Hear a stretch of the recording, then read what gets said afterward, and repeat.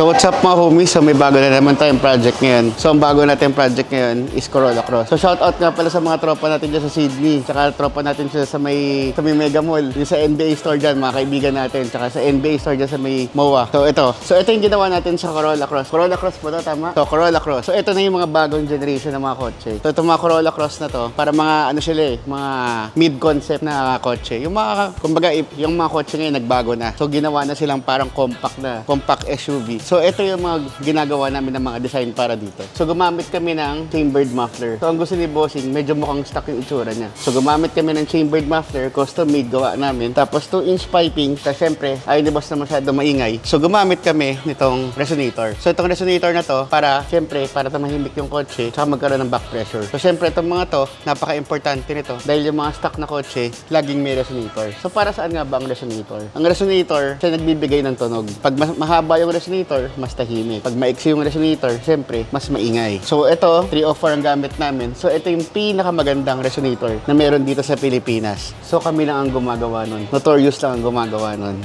Tapos, ito yung pinaka-downpipe niya. So, tinanggal namin yung catalytic niya. Ayun yung stock niya. So kung mapapansin nyo, dalawang catalytic yung natanggal. Tapos resonator, pinalitan natin. Tapos ginawa natin siya ng exhaust. So dito sa Notorious Motorsports, karamihan ginagawa namin. Yung mga kotse na hindi nyo akalain na magkakaroon ng exhaust na gagawa namin. Yung mga GAC, yung mga Geely, yan. Yung mga China car, yan. Mga ginagawa na rin namin yan dito. Kasi syempre, magkakaroon din kami ng mga research and development kung paano ginagawa yung mga exhaust nila. So syempre, bago sila dito sa Pilipinas bagong generation or bagong innovation. So ito, pinag-aaralan namin itong mga exhaust na to. Dahil syempre, puro ganito na yung mga lalabas na kotse. Baka mawala na yung mga sedan. So, pumalit parang mga mid-size SUV. So, yan. Meron kami mga mga nagawa na. So, pasya lang kayo dito sa Notorious Motorsports. Ngayon magpapasko, bibigyan namin kayo ng murang-murang package. Mga Christmas package. So, what's up mga homies? So, may bago na naman tayong project ngayon. Itong aero filter, kinabit natin dito sa Corolla Cross. So, medyo naninibago tayo kasi syempre, kakaiba to. Modelong kotse. So, nilagyan natin siya ng filter, tapos nilagay natin yung map sensor pa rin niya, tapos yung mga breather niya nakakabit, pati ito. So, ngayon, pakinggan na natin kung ano magiging tunog.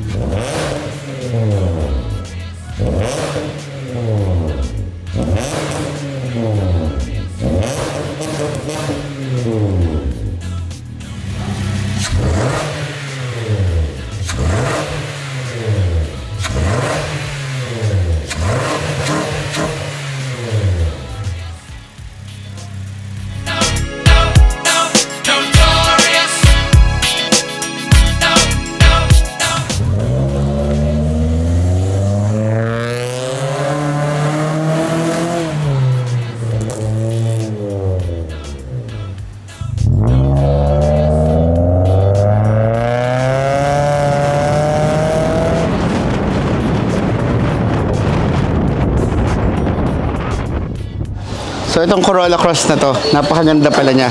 Pag nilagyan natin ng exhaust system, headers, intake, tsaka exhaust. Ganda ng tunog.